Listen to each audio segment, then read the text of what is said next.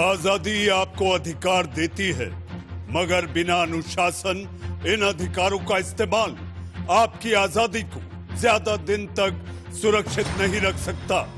जहां राजपथ पर आपने जवानों की शान देखी, तो वहीं किसान आंदोलन की भद्दी तस्वीर, जिससे दुनिया के सामने हमें शर्मसार कर दिया। जहां इन्हें किसान कहें, उपद्रवी कहें, प्रदर्शनकारी कहें, हुड़दंगी कहें, इसको लेकर मचा बवाल है। तो मैं लेकर आया हूं देश का सवाल है। जी हां, नमस्ते, मैं हूं मनीष अवस्थी। गणतंत्र दिवस के आज दिल्ली में प्रदर्शनकारियों के हंगामे ने देश को शर्मसार कर दिया। दिल्ली की सड़कों पर आज हल्ला हुआ, हंगामा हुआ, लाठी चली, आंसू गैस के गोले साथ ही चले प्रदर्शनकारियों के ट्रैक्टर। और दिल्ली में ऐसे ही ट्रैक्टर की सबसे नई तस्वीर दिखाते हैं आपको। देखिए कैसे ये ट्रैक्टर फुल स्पीड में बैरिकेड की तरफ बढ़ा और तेज रफ्तार में ही बैरिकेड से टकरा गया। बैरिकेड से टकराने के बाद ये ट्रैक्टर पलट गया और कुछ दूर तक घिसटता हुआ गया। ये दिल्ली के आईटीओ की तस्वीर है। प्रदर्शनकारियों का दावा था कि इस ट्रैक्टर को चला रहे शख्स की मौत पुलिस की गोली से हुई है, जबकि दिल्ली पुलिस का कहना है कि किसान की मौत ट्रैक्टर पलटने से हुई है, जिसका सीसीटीवी फुटेज दिल्ली पुलिस ने सबूत के तौर पर जारी किया है।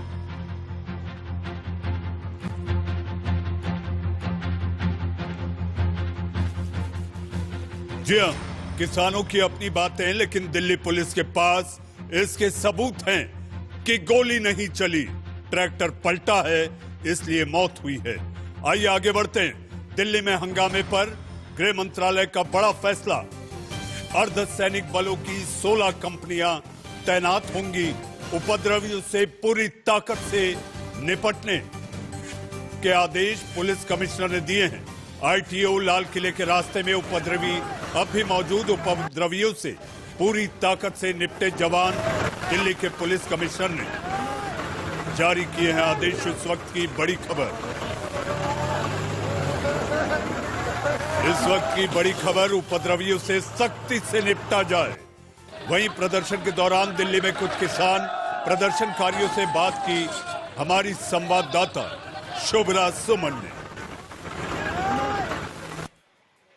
देखिए, भारत में प्रतीकों का बहुत महत्व है। 26 जनवरी की ये तारीख है और 26 जनवरी की तारीख इस तरह से पहले कभी नहीं देखी गई हिंदुस्तान के इतिहास में। आज दो परेड हुई है, एक तो गणतंत्र दिवस की परेड जो हमेशा से होती आई है, जो परंपरा रही है, और दूसरी परेड जो कि किसानों ने निकाली है। एक बार अगर आप तस्वीरें देखें, मैंने क्यों प्रतीकों की बात की, ये दिल्ली पुलिस हेडक्वार्टर्स के सामने का इलाका है। अगर यहाँ पर किसान जमा हुए, यहाँ पर अगर हंगामा हुआ, यहाँ पर अगर किसान बैरिकेडिंग तोड़कर आगे बढ़े लाल किले की तरफ, इसका सीधा मतलब ये है कि किसान सीधे चुनौती देना चाहते थे। हालांकि उनके तरीके पर अब तमाम सवाल खड़े हो रहे हैं और पूछा जा रहा है कि जो रूट पहले से तय किया गया था, आखिर उसको क्यों नहीं पालन किया गया, आखिर क्यों किसान भटके, आखिर क्यों अनुशासन टूटा। लेकिन इस बीच हमारे साथ कई बुजुर्ग किसान हैं जो कि गाजीपुर से चलकर यहाँ तक पहुंचे हैं और रास्ते में हमें मिले, तो हम उनसे बातचीत करके समझने की कोशिश करेंगे कि आखिर आज का जो ट्रैक्टर परेड है वो कितना सफल ये मानते हैं और क्या गलती भी हुई है कहीं पर। ये बताइएगा ताऊ कि रूट जो पहले से तय किया गया था, अब पूछा जा रहा है कि आखिर उस रूट पर ही किसान क्यों नहीं चलकर आए। आप लोग कब निकले वहां गाजीपुर से, कैसे कैसे होकर आए, क्या आप लोग अपने रूट से होकर आए हैं? हम अपने रूट से आए हैं, हम 11 बजे वहाँ चले थे और अब हम शाम तक यहाँ पहुँचे हैं। कोई किसी बगैर रूट से कोई आदमी हमारा नहीं आया। जाम में तो वो कौन से लोग हैं जो कि बिना रूट के रूट तोड़ करके यहाँ वहाँ नहीं है, उनका कोई पता नहीं है। उनका कौन लोग हैं वो? हमको मालूम ही नहीं है, हमको नहीं मालूम। तो देखिए, ये किसान कह रहे हैं कि हमें नहीं मालूम है कि वो कौन लोग हैं जो कि रूट तोड़ करके और जिन्होंने अव्यवस्था पैदा की। लेकिन वो कह रहे हैं कि ज्यादातर किसान ऐसे हैं जो रूट से ही गए और इतनी बड़ी भीड़ में ये मालूम नहीं चलता कि कौन किसान जो है, कौन प्रदर्शनकारी कहाँ से निकल रहा है। अच्छा, आप बताइए, आज का दिन क्यों आप लोगों ने चुना और क्या आप लोगों को लगता है, क्योंकि कृषि मंत्री ये कह रहे थे कि 26 जनवरी को और ना चुनते तो बेहतर होता, और भी कई तारीखें हैं। लेकिन आज जो दिल्ली की सड़कों पर हुआ, जिस तरह से कई जगह बैरिकेडिंग्स तोड़े गए, आंसू गैस के गोले छोड़े गए, आपको लगता है कि 26 जनवरी की तारीख को ये जो तस्वीर है वो नजर आनी चाहिए थी राजधानी में? तो किसान भी 26 जनवरी मना सकता है कि सरकार, मतलब ये थोड़ा है कि सरकार ही मना सकती है। किसान को पूरा हक है। ये गणतंत्र दिवस सबका है, कोई अकेले सरकार तो मतलब किसान का सबका है, ऐसा कुछ नहीं। किसान अपनी व्यवस्था बना के चल रहा है। किसानों की आवाज दबाने की कोशिश कर रही है। जो वादा किया वो नहीं निभाया, यानी कि जिन शर्तों के आधार पर दिल्ली पुलिस ने इजाजत दी थी, 37 शर्तें थी, वो पूरी की पूरी धरी की धरी रह गई। जी हाँ, इसी पर चर्चा करने के लिए हमारे साथ मेहमानों का पैनल है। पैनल में हमारे साथ आपके टीवी स्क्रीन पर आप देख सकते हैं, हमारे साथ बीजेपी के प्रवक्ता सुदेश वर्मा जी हमारे साथ हैं, हमारे साथ कांग्रेस की प्रवक्ता प्रियंका गुप्ता हमारे साथ हैं, हमारे साथ आपके टीवी स्क्रीन पर दिल्ली पुलिस के पूर्व पुलिस उपायुक्त एल.एन. राव साहब हैं, हमारे साथ वाम नेता मित्र प्रकाश हमारे साथ हैं, हमारे साथ योगेश तालान जी, आप किसान नेता हैं और आज आप ही से बहुत ज्यादा सवाल होंगे। योगेश तालान किसान नेता हमारे साथ हैं और कानून की जानकार, जी हाँ, अधिवक्ता एडवोकेट निशा बंत हमारे साथ मौजूद हैं कि आखिर कानून जब तोड़ा गया, जी हाँ, जब सारी दुनिया के सामने भारत अपनी ताकत का, सबसे पुरानी सभ्यता, बहुरंगी विविधताओं का देश 72वां गणतंत्र दिवस मना रहा है, ऐसी सूरत में ये तस्वीर जो सामने आई उस अन्नदाता की, जिसको लेकर नारा लगता है जय जवान जय किसान। आखिर वो कौन लोग हैं जो लाल किले की प्राचीर पर चढ़कर अपना ध्वज फहराने की हिमाकत कर बैठे? अंदेशा पहले से जताया जा रहा था, जी हाँ, कि बाहरी ताकतें हैं जो चाहती हैं कि ये आंदोलन चले। लेकिन इसी पर चर्चा करेंगे मेहमानों के पैनल के साथ। जी हाँ, योगेश तालान जी, जो वादा किया वो नहीं निभाया, आखिर ये वादा खिलाफी क्यों? वो कौन लोग हैं? कौन लेगा जिम्मेदारी? एक गणतंत्र दिवस के दिन अगर इस तरह से हमारे लोकतंत्र को चुनौती मिलेगी तो यह आंदोलन है, उपद्रव है या आतंक?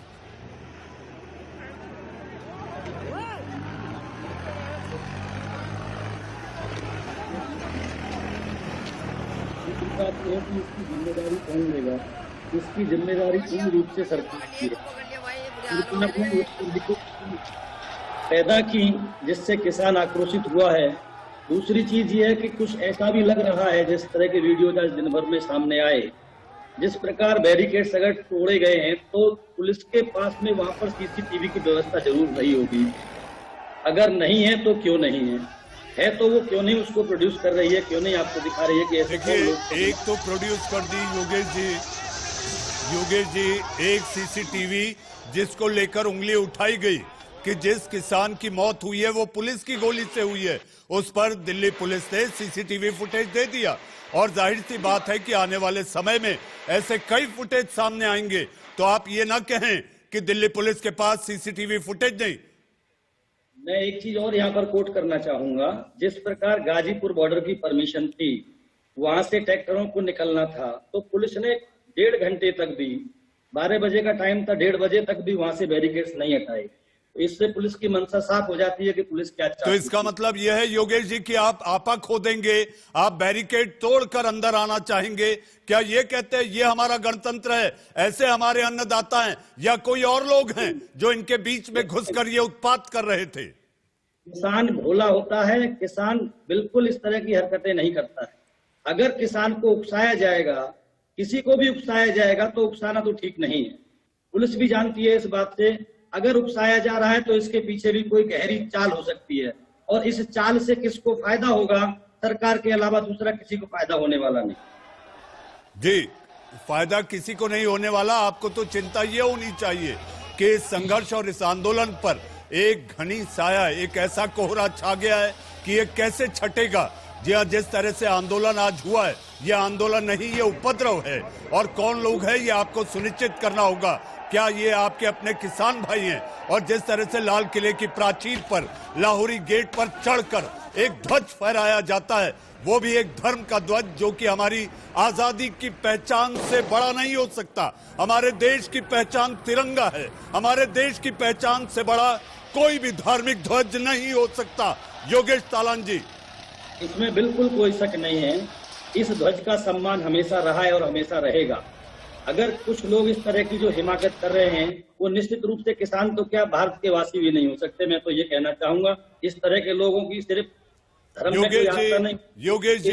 योगेश जी, आप एक समझदार नागरिक, एक किसान नेता होने के नाते मैं चाहूंगा कि आज के इस कार्यक्रम में आप कहें कि हम निंदा करते हैं, हम निंदा करते हैं और हम खुद ढूंढ निकालेंगे कि वो कौन उपद्रवी थे जिन्होंने आज दिल्ली को दहलाने की कोशिश की है। मैंने शुरुआत में यही कहा है, जिस तरह का झंडा वहाँ फहराया गया है, ये निश्चित रूप से बहुत ही निंदनीय है और इस तरह से नहीं होना चाहिए था। और जिन लोगों ने ये किया है, उनके खिलाफ कार्रवाई होनी चाहिए। योगेश जी, आपके पास हम फिर लौटेंगे। हमारे साथ दिल्ली पुलिस के पूर्व पुलिस उपायुक्त LN राव साहब मौजूद हैं। राव साहब, 3 दिन पहले आप मेरे देश के सवाल के कार्यक्रम में आए थे।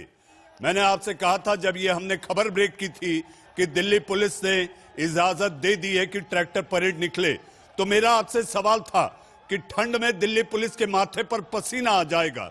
आपने इस बात को कहा था कि ऐसा नहीं है।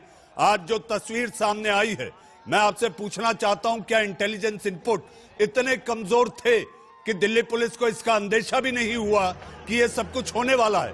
केवल बातचीत के जरिए बातचीत होती रही कि हमारे पास खुफिया जानकारी है, उपद्रव हो सकता है, तोड़फोड़ हो सकती है, गड़बड़ी हो सकती है। राव साहब। मनीष जी, सबसे पहले तो मैं आपके माध्यम से, चैनल के माध्यम से सभी अपने देशवासियों को 72वें गणतंत्रता दिवस की बहुत बहुत शुभकामनाएं देता हूं। और उसके साथ साथ जो आज कुछ दिल्ली में हुआ, उस जो भी उपद्रवियों ने जो कुकृत्य किए, मैं उसको कुकृत्य कहता हूं, इलीगल एक्ट तो है ही है, वो कुकृत्य भी है, ये माफ करने लायक नहीं है। जिस प्रकार से उपद्रवियों ने यहाँ पर जो तांडव जिसे हम कहते हैं, वो आपने देखा है, सबने देखा है। और पुलिस की जो भूमिका रही है, बिल्कुल आपने सही कहा। 3 दिन पहले हमारी बात हुई थी और मैंने ये कहा था कि दिल्ली पुलिस सक्षम है ये सब करने के लिए, और दिल्ली पुलिस सक्षम है। उन्होंने अपना बर्दाश्त का मादा दिखाया है आज, क्योंकि ये जो मैं नहीं समझता हूँ कि जो लाल किले पर चढ़ गए और जो ITO पर आ गए थे, ये लोग कोई किसान नहीं है। डेफिनेटली जो हमारी इंटेलिजेंस इनपुट थी वो बिल्कुल यही थी कि यहाँ कुछ न कुछ उपद्रवी और जो अराजक तत्व आएंगे, जो उग्रवादी भी हो सकते हैं, और ये हो सकते थे। इसमें जो भी आदमी ये सारा इलीगल काम किया है, ये किसानों के अलावा दूसरे डेफिनेटली वही थे जो कि इंटेलिजेंस इनपुट थी। और 308 ट्विटर हैंडल पाकिस्तान में काम कर रहे थे। उनकी मंसूबा ये था कि यहाँ पर रिपब्लिक डे के दिन ऐसा कुछ किया जाए ताकि पुलिस मजबूर होकर गोली चलाए, और वो गोली चलाने से यहाँ पर कुछ लोग मर जाएं तो उसके बाद जो इंटरनेशनल मीडिया में और पूरे देश में हमारे देश की बदनामी हो। ये लोग ये चाहते थे, लेकिन पुलिस के पास सारी खबरें थी, सारी होते हुए भी। और दूसरी बात, जो अभी योगेश जी कह रहे हैं कि उनका वहां से बैरिकेड तोड़ दिया गया, ऐसा नहीं है। 2 बजे एक आपने बिल्कुल कहा, ये कहा कि एक विश्वास तोड़ा है इन्होंने। जब 6 मीटिंग के बाद ये तय हो गया था कि किसानों को 3 रूट दे दिए गए थे, टाइमिंग दे दी गई थी, उस टाइम पर ही ट्रैक्टर रैली निकालनी थी।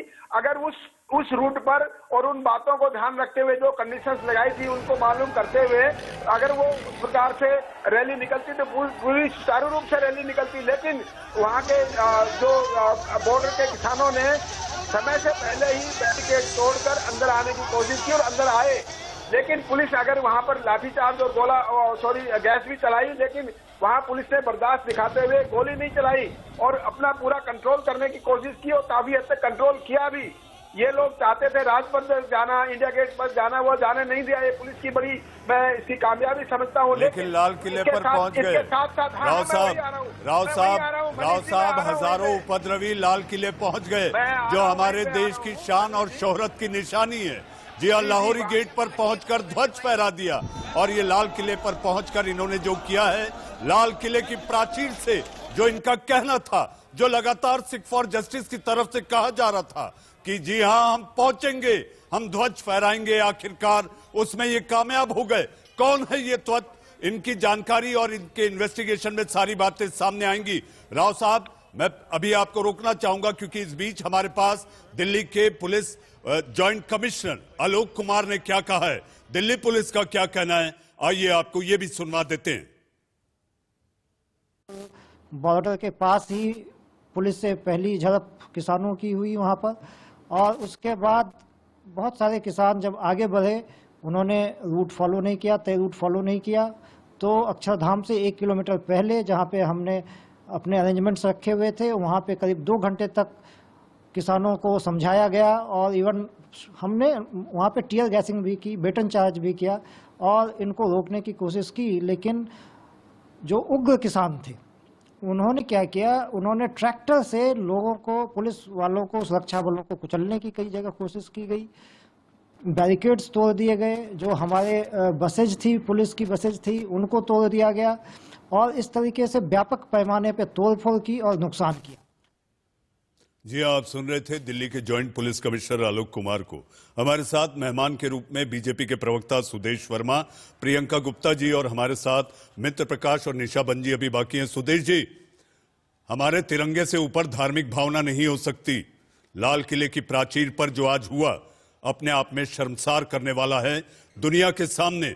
जब दुनिया अगर बात कर रही थी कैपिटल हिल्स की, तो हमारी ये तस्वीर भी उससे कम नहीं। देखिए मनीष जी, सबसे पहले तो ये बात है कि आज हम लोग को दिल्ली पुलिस को सैल्यूट करना चाहिए। शक्ति होते हुए भी पूरा रिस्ट्रेंट का एग्जाम्पल दिया, और यही बताता है ये भारत के सच्चे सपूत हैं। इन्हें पता था गणतंत्र की रक्षा कैसे करनी है, और इन्होंने जो रिस्ट्रेंट अपना दिखाया है उसके लिए जितना भी इनकी प्रशंसा की जाए बहुत कम है। दिल्ली पुलिस बहुत सक्षम है, और शक्ति तो वही होती है कि शक्ति होते हुए भी शक्ति का प्रदर्शन न करें। खुद मार खाया लेकिन वायलेंस नहीं होने दिया। ऐसी पुलिस तो बिरले मिलती है पूरे विश्व में, इसलिए इन्हें सैल्यूट मिलना चाहिए। और जो लोगों ने उपद्रव किया है उनके खिलाफ कार्रवाई होनी चाहिए। हम लोग पहले ही बोलते थे कि जो किसान नेता ये बोल रहे हैं कि नहीं सब कुछ ठीक होगा, उन्हें रिस्पॉन्सिबिलिटी लेनी होगी, क्योंकि शेर की सवारी करनी बहुत आसान है, लेकिन उससे उतरना बहुत मुश्किल है। हम लोग ये वार्न करते थे, आपको कंट्रोल करना है, लेकिन उन्होंने सारे वायदों को तोड़ा, उन्होंने रास्ता फैलाई, लेकिन हम ये मानने को तैयार नहीं है कि ये किसान थे। जो किसान है वो ऐसा कभी नहीं कर सकते। हमने किसान का रूप गाँव में देखा है। ये किसान नहीं, सभी तत्व सोशल एलिमेंट्स जिन्होंने हाईजैक कर लिया था क्या कि दिल्ली में इस तरह की घटनाएं हो, इसको कंडेम करना मेरे सवाल का जवाब दीजिए कि आप चाह रहे थे क्या कि दिल्ली में इस तरह की घटनाएं हो? आके डिफेंड करने का प्रयास कर रहे हैं इनको, उन्हें कंडेम करना चाहिए। भारतवर्ष जो है डेमोक्रेसी को और मजबूत करना चाहिए, इससे एक लेसन लेना चाहिए। और जिस रिस्ट्रेंट के साथ काम किया है सरकार ने और पुलिस ने, उसकी सराहना होनी चाहिए। जी सुदेश जी, सराहना होनी चाहिए पुलिस की, लेकिन जिस तरीके से तिरंगे का अपमान हुआ है, मुझे ऐसा लगता है कि हम सब की गर्दन झुक जाती है, क्योंकि दुनिया ने देखा वो लाल किले की प्राचीर, वो लाहौरी गेट, जहां पर हर वर्ष हमारे देश के प्रधानमंत्री तिरंगा फहराते हैं। जी अब प्रियंका गुप्ता जी, प्रियंका जी आप तो इस आंदोलन के साथ कल भी थी। मुझे ऐसा लगता है आज की ये विभत्स तस्वीरें, भद्दी तस्वीरें, वीडियो देखकर अब आप कहेंगी कि आप इस आंदोलन का हिस्सा हैं। देखिए, हिंसा किसी भी समस्या का समाधान नहीं है और लोकतंत्र में हिंसा की कोई जगह नहीं है, परंतु क्या लोकतंत्र में हठधर्मिता की जगह है? जिस तरह से सरकार आज लाखों जीवन को जो है दांव पर लगाए हुए है, मैं पूछना चाहती हूँ क्या सरकार बिल्कुल आंखें बंद करके बैठी हुई है? क्या यही चाहती है सरकार की यही सारी चीजें हो? ये हम 21वीं शताब्दी में जी रहे हैं, जहां पर किसानों की समस्या आज इतनी विकराल रूप ले चुकी है। 11 दौर की वार्ता हो चुकी है, 2 महीने से किसान पड़ा हुआ है, और आप जो है हाथ पर हाथ धर के बैठे हुए हैं, नौबत आने दे रहे हैं कि इस तरह की चीजें सामने आए। प्रियंका जी, हिंसा की कोई जगह नहीं है। प्रियंका जी, आज गणतंत्र दिवस है, गणतंत्र दिवस है, दिल दहला हुआ है, दिल्ली दहली है। दिल्ली में जो दंगल चल रहा है ये देखकर, और इसके साथ ही चौथा स्तंभ यानी कि पत्रकारों का जुबान बंद करने की कोशिश की गई, पत्रकारों को बोलने नहीं दिया गया, पत्रकारों को शूट नहीं करने दिया गया। जब जुबान पे पाबंदियां लग गई तो वक्त की बात अगर हम न करेंगे तो भला वो और कौन होगा। और आप इसका जवाब देने की बजाय आप 11 दौर की बातचीत कर रही हैं। मैं आज की बात पूछ रहा हूं। सिख फॉर जस्टिस के साथ, सिख फॉर जस्टिस के साथ आपकी पार्टी ने हाँ कहा था। आंदोलन हुआ था तब पत्रकार किसकी आवाज उठा रहे थे, आज पत्रकार किसकी आवाज उठा रहे हैं? दोनों में जमीन आसमान का अंतर है।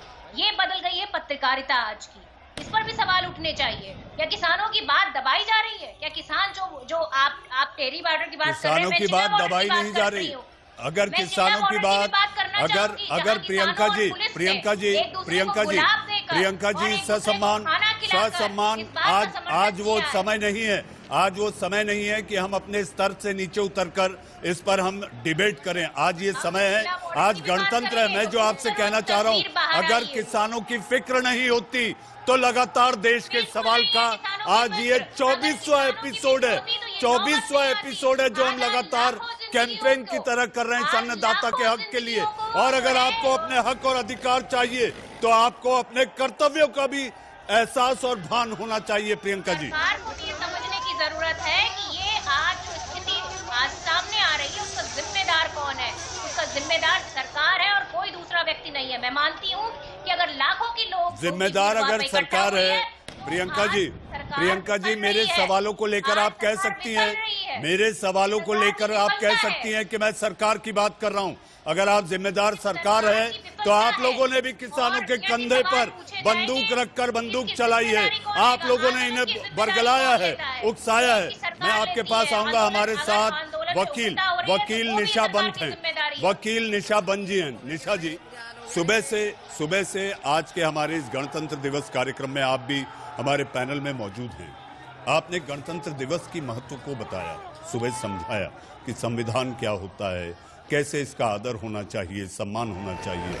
निशा जी, आज जो दिल्ली में देखा गया, लाल किले से लेकर अलग अलग इलाकों में आईटीओ का जो हमने नजारा देखा कि एक ट्रैक्टर लेकर पुलिस अधिकारियों पर चढ़ने के लिए एक किसान तैयार, क्या ये हमारा अन्नदाता है? और जितना नुकसान हुआ है, कानून इसको किस तरह से अपनी नजरों से देखे?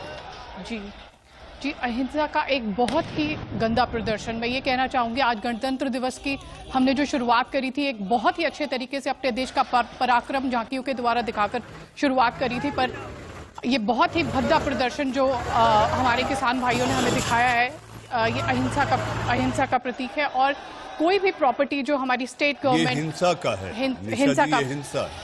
हिंसा होती तो मुझे ऐसा लगता कि जी आंदोलन जहां थे हिंसा का जी जो कोई भी प्रॉपर्टी जो हमारी स्टेट गवर्नमेंट, सेंट्रल गवर्नमेंट या फिर किसी लोकल अथॉरिटी के नीचे आती है, पब्लिक प्रॉपर्टी, उस पर अटैक करना, उस पर तोड़ फोड़ करना एक बहुत ही ग्रेव ऑफेंस है, जिसको हम prevention to damage of public property act 1984 के तहत सेक्शन 3 के तहत उस पर 5 साल की सज़ा दी जा सकती है। और जैसे कि हमने देखा कि किसानों को एक अलग से रूट दिया गया था अपने आंदोलन को कैरी करने के लिए, पर ये रूट तोड़ चुके थे किसान, और एक अनलॉफुल असेंबली का जो गठन किया गया था 141 और 146 के धारा के तहत उन पर कार्रवाई करी जा सकती है।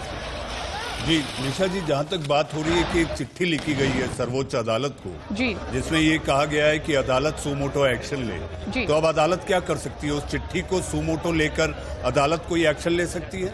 जी बिल्कुल, अदालत के पास में सुमोटो पावर्स है जिसका इस्तेमाल करके वो एक्शन ले सकती है। पर हमें ये समझना बहुत ज़रूरी है कि कानून की एक कोर्ट्स की, न्यायालयों की एक प्रक्रिया है कि जो इन्वेस्टिगेशन करने के बाद में ही सामने आती है। एक प्रॉपर जांच होना जिसके लिए बहुत ज़रूरी है, जो कि हमारे किसान जो प्रदर्शन कर रहे हैं उनकी ये जांच होनी बहुत ज़रूरी है कि ये किसान कर रहे हैं या कोई एक्सटर्नल फोर्स है जो उनके कंधे पर बंदूक चला के ये काम कर रहा है। तो जब तक ये इन्वेस्टिगेशन कंप्लीट नहीं होती है, जब तक ये इन्वेस्टिगेशन के थ्रू हमें ये पता नहीं चल जाता कि असली मुद्दा क्या है और इसके पीछे कौन है, एक्सटर्नल फोर्सेस कौन है, तो कोर्ट इसमें नहीं कर सकती है। इसमें दिल्ली पुलिस ही एक्शन लेगी पहले और कोर्ट को अपनी रिपोर्ट सबमिट। जी निशा जी, आपके पास कुछ और सवालों के साथ आऊंगा। हमारे साथ मित्र प्रकाश जी बाकी हैं। मित्र प्रकाश जी, हम टकराव नहीं टॉक्स चाहते हैं। किसान नेता, किसान यूनियन के नेता, सारे लोग ये कह रहे थे हम टकराव नहीं चाहते, हम टॉक्स चाहते हैं।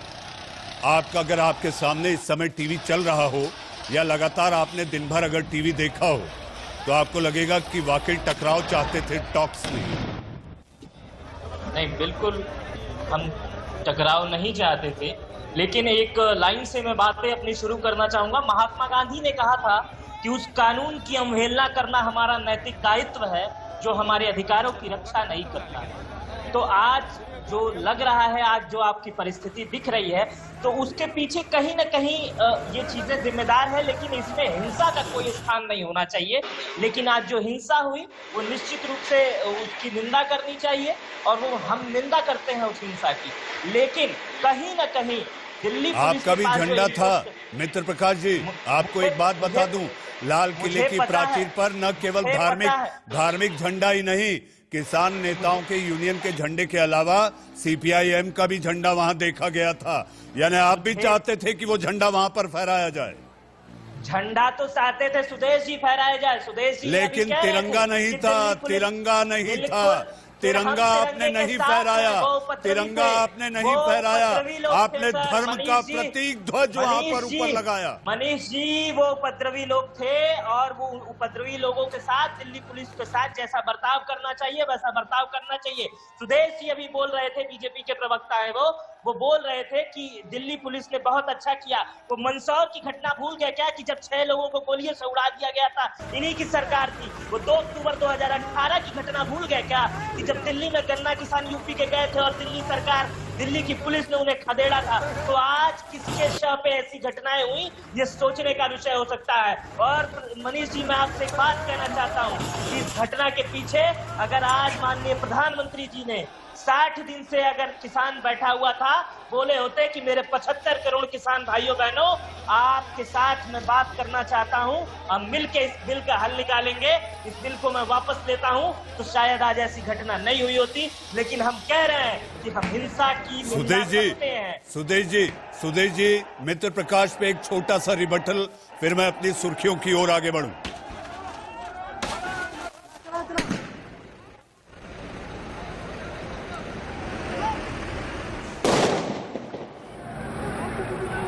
आवाज नहीं मिल रही। सुदेश जी की आवाज नहीं पहुंच पा रही है। जी हाँ, वक्त है सुर्खियों का। सुर्खियों के बाद दिल्ली में दंगल। जी हाँ, कौन है जिम्मेदार ये पुलिस को पता है और कुछ दिन बाद सारे देश को पता चल जाएगा कि आखिर कौन उपद्रवी हैं जो कि दिल्ली की शांति को भंग करना चाहते हैं। देखिए, इससे पहले कि मैं अपनी बहस की ओर आगे बढ़ूं, इस वक्त आ रही एक बड़ी खबर। भारतीय किसान यूनियन के नेता राकेश टिकैत का बड़ा बयान। लाल किले पर झंडा फहराने वाले किसान नहीं, जो हुआ गलत हुआ। दिल्ली पुलिस ने पहले ही पाकिस्तानी साजिश बताई थी। दिल्ली पुलिस ने रास्ते से भटकाने के लिए बैरिकेड लगाए, हमने कोई बैरिकेड नहीं तोड़े। जितने ट्रैक्टर टूटे उनकी भरपाई दिल्ली पुलिस करे। इस वक्त की बड़ी खबर। आंदोलन चल रहा था, उसमें आज एक दुर्भाग्यपूर्ण घटना देखने को मिली है। राकेश टिकैत जी उस पूरे मामले पर क्या कहते हैं? सबसे पहला मेरा सवाल है कि लाल किले पर जो हुआ, किसको जिम्मेदार मानते हैं? जिसने वो फहराया है हम उसको भी जिम्मेदार मान लेंगे। हमारा वहाँ पे नहीं था, कुछ लोग भटक कर वहाँ पे गए हैं, ठीक है। और वो पूर्ण रूप से ये लगता है कि वो बड़ी साजिश थी कि उनको वहाँ तक जाने दिया गया, ठीक है। किसने की ये साजिश? ये देख लेंगे तो जांच होगी किसने करी है। जो रूट दिया गया था उस पर बैरिकेटिंग लगाई 3 जगह, आज भी बैरिकेटिंग है अभी भी। तो बैरिकेटिंग पर कहाँ पर कंफ्यूजन हुआ, थोड़ा वो यही गाजीपुर पे, यही जो रूट दिया उसी पे बैरिकेटिंग पुलिस ने लगा दिया। फिर क्योंकि आरोप वो लगा रहे हैं, पुलिस का कहना है कि बैरिकेड तोड़ दिए गए वहाँ पर, और फिर उसके बाद दिल्ली की तरफ आईटीओ पर गए, फिर लाल किले पर गए। कहाँ जाता है किसान जब दिल्ली की तरफ जा रहा है तो कहाँ जाता है? इसको रूट तो दोगे आप, या रूट नहीं दोगे? आप रूट भी इनको नहीं बताओगे, आपको टाइम बता दिया, आप रूट नहीं इनको दे रहे, तो किसान चला गया भटक के जहाँ उसको रास्ता मिला। बड़ी बड़ी उसमें दीवार है, वहां से वापसी आ ही नहीं सकता किसान। तो जो लाल किले पर लोग थे, आप कह रहे हैं कुछ चिन्हित किया है, वो किसान नहीं है, ये आप कह रहे हैं? वो हमारे उससे कोई मतलब नहीं, जिसने करा उसके खिलाफ कार्रवाई होगी। उनको चिन्हित कर रहे हैं, हम भी जानकारी मिलेंगे। ये एक घटना ये नहीं होनी चाहिए थी कि तिरंगे के बराबर में कोई दूसरा झंडा लगा लाल किले पे, वो नहीं होना चाहिए। क्योंकि जब आंसू गैस के गोले छोड़े गए, लाठीचार्ज की भी हमने तस्वीरें देखी, कुछ गाड़ियां भी टूटी हैं, कुछ आकलन हुआ कितनी गाड़ियां टूट पाई हैं? पता नहीं, पुलिस से पता करेंगे कितनी टूटी, उनको ठीक भी तो पुलिस करवाएगी।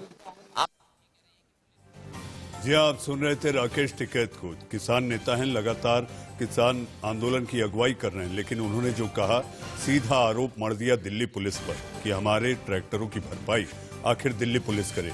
आइए हमारे साथ मेहमानों के पैनल में सारे मेहमान मौजूद हैं। हमारे साथ सुदेश वर्मा जी, प्रियंका गुप्ता जी, एल.एन. राव साहब, मित्र प्रकाश, योगेश तालान जी और निशाबन जी हमारे साथ हैं। राव साहब, मैं आपके पास आऊंगा। एक कहावत है आपने सुनी होगी, उल्टा डैश आपको डांटे भरपाई करिए दिल्ली पुलिस।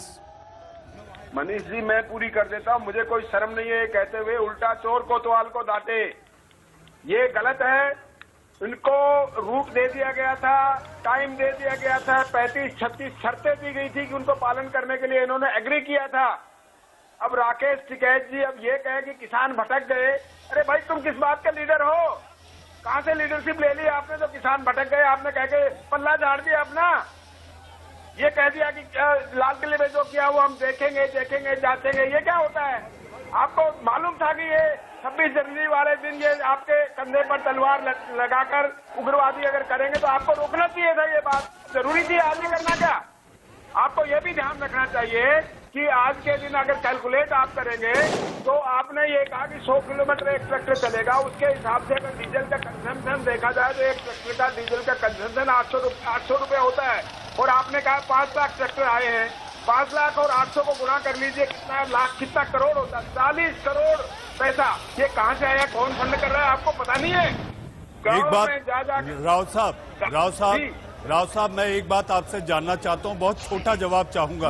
आपको लगता है कि आज दिल्ली पुलिस की जो तैनाती होनी चाहिए थी इस पूरी रूट पर, दिल्ली पुलिस चूंकि राजपथ और इस इलाके में सारे वीवीआईपी बंदोबस्त में थी, यहाँ पर जो तैनाती होनी चाहिए थी वो कहीं कम पड़ गई? खुफिया जानकारी में भी दिल्ली पुलिस की चूक।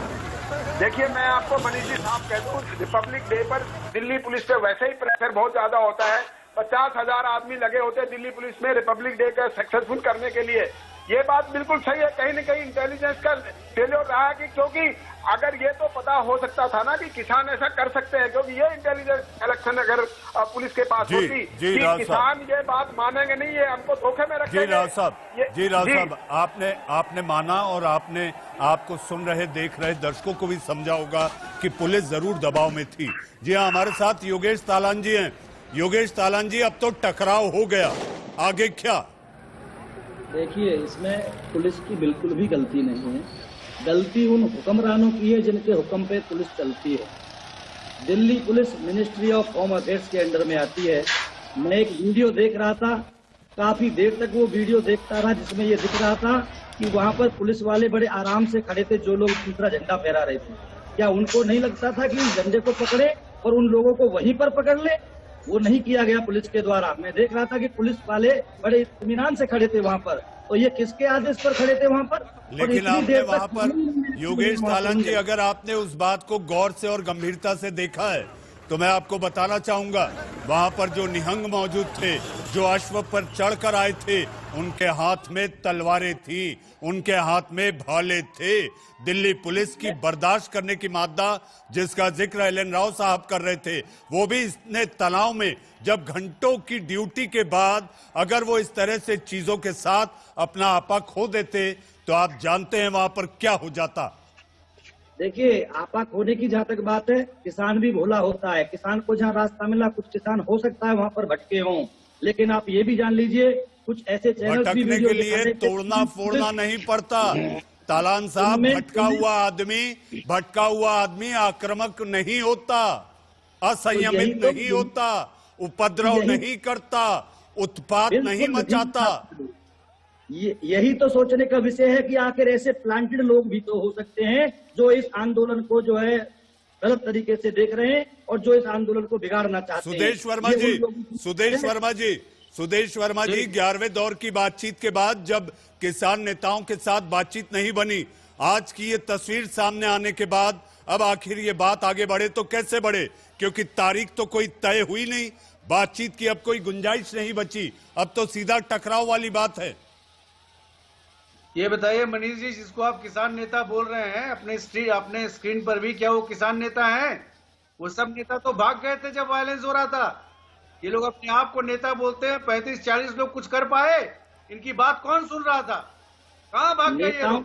ऐसे लोग नेता बोलते हैं अपने आप को, कंट्रोल करना इनका काम था। देखिए, इनसे अब क्या बात आप नेताओं को मत देखिए, आप सत्ता में हैं, आप किसान को देखिए।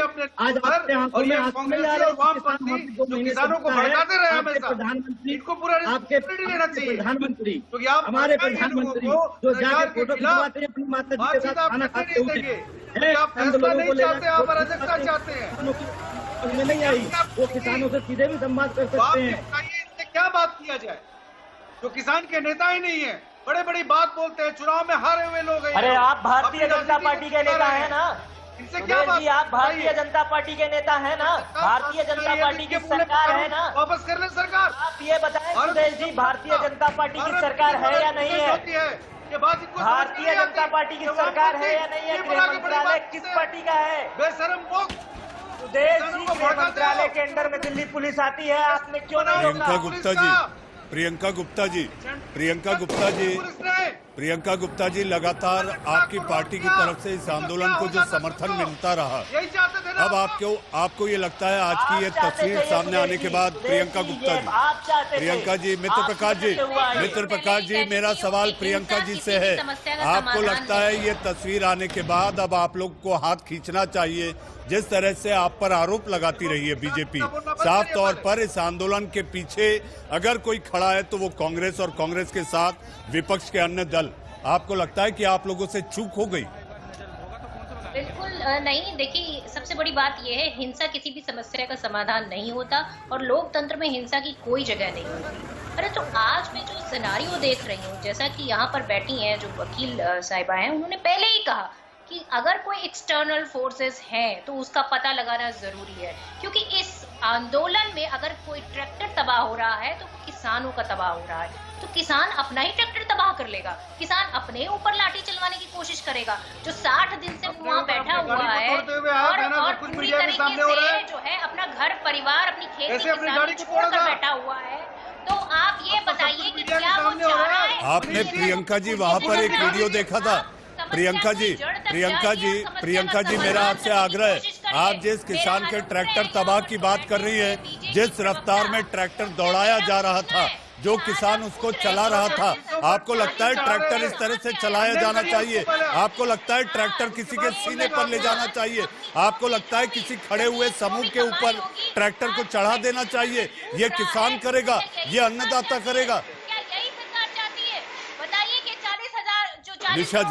निशा जी, प्रियंका जी, मुझे अपनी बहस खत्म करनी है, निशा जी, छोटा सवाल छोटा जवाब जी। अब सारी बात आखिर कैसे बढ़े? सर्वोच्च अदालत ने दिल्ली पुलिस को जिम्मा दिया कि आप तय करें कि ट्रैक्टर परेड हो या ना हो।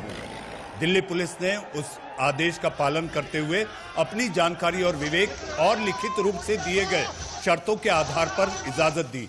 लेकिन जो आज नजारा हुआ, अब आपको क्या लगता है कि कानून कैसे आगे बढ़ेगा? कानून की एक समिति भी इसके समाधान के लिए बनाई गई।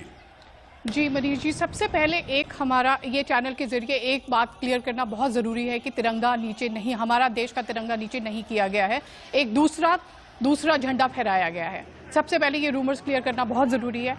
पर टेम्परिंग ऑफ हेरिटेज प्रॉपर्टी ज़रूर ही हुआ है, और जो हमारे संविधान के लिए एक बहुत ही शर्मनाक बात है।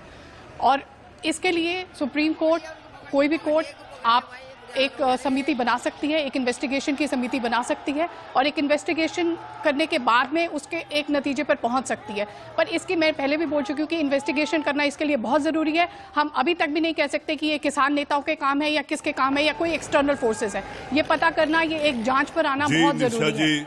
निशा जी, हमारे साथ आज की इस बहस में एल एन राव साहब, सुदेश वर्मा, प्रियंका गुप्ता जी, मित्र प्रकाश और हमारे साथ योगेश तालान, निशाबन जी, आप जुड़े।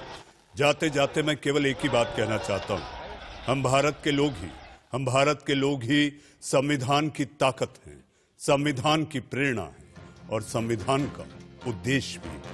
आप लोग आज के इस कार्यक्रम में जुड़े, आप सभी का बहुत बहुत धन्यवाद।